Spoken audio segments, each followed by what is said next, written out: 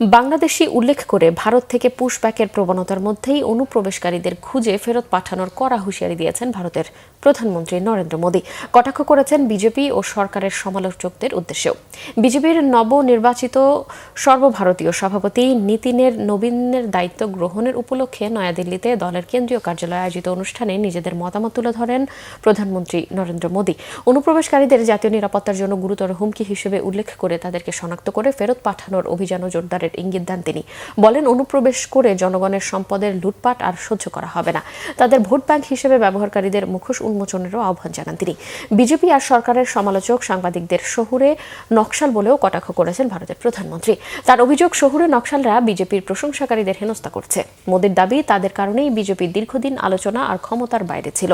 মোদী স্বয়ং দলের সর্বভারতীয় সভাপতি হিসেবে ৪৫ বছর বয়সী নীতিনের নাম প্রস্তাব করেছিলেন। বিজেপির কনিষ্ঠতম সভাপতি নীতিন বিহারের সাবেক মন্ত্রী ও ৫ বারের বিধায়ক।